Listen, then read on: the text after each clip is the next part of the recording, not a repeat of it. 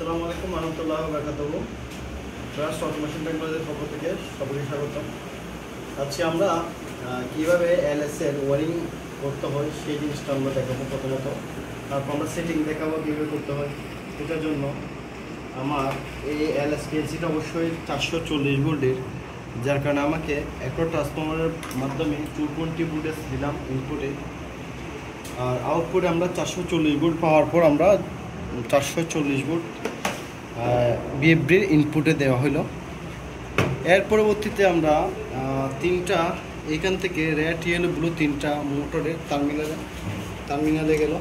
এই তিনটা তার, তাহলে রেড ইয়েলো যদি আমরা কালার মেনটেন করি নাই, রেড ইয়েলো ব্লু আমরা তিনটা তার মূলত মোটরের টার্মিনালে গেল। আর এইখানে হচ্ছে যে ভেরিয়েবল রেজিস্টরের তিনটা পা থাকে, একটা হচ্ছে B1-এ গেল, একটা হচ্ছে BR-এ গেল, একটা হচ্ছে কমনে গেল। আর এর বাইরে এই সিলেক্টর সুইচে আমরা তিনটা পজিশন আছে। একটা পজিশন এটা হচ্ছে কমন, এই তারটা হচ্ছে কমন, ঠিক আছে।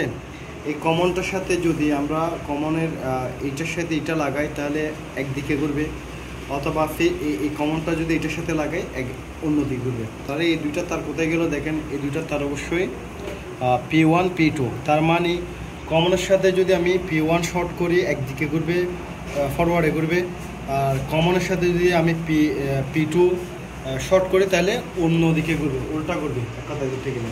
তো যার কারণে আমরা কি করছি, কমনটা উভয় মাথা শর্ট করেছি আমরা একবার এটার সাথে এটা এনসি করি, আর অথবা মাঝ পজিশনে রাখলে অফ থাকবে, অথবা যখন আরেক পজিশনে দেবো তখন এটার সাথে এটা এনসি হবে, তখনই মোটরটা কী হবে, উল্টা দিকে ঘুরবে। তো সেটার পর আমার এখানে কি করতে হবে, আমরা মোটরটা অবশ্যই স্টার কানেকশন করে রেখেছি।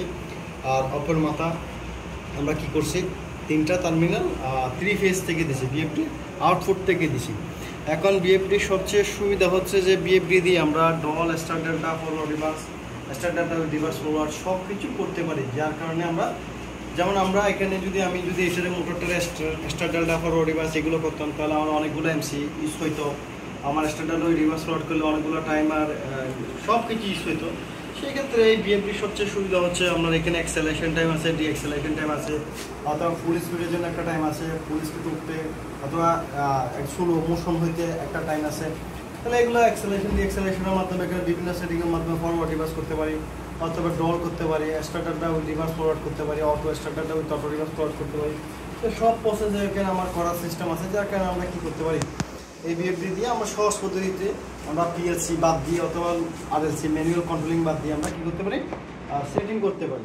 তো সেই জন্য আমরা পার্ট 1-এ আমরা মূলত ওয়ারিংগুলো বোঝানো হলে পার্ট 2-তে বসে আমরা লাইন দিয়ে কীভাবে সেটিং করতে হয় সেই জিনিসগুলো দেখাবো। ওকে, ধন্যবাদ।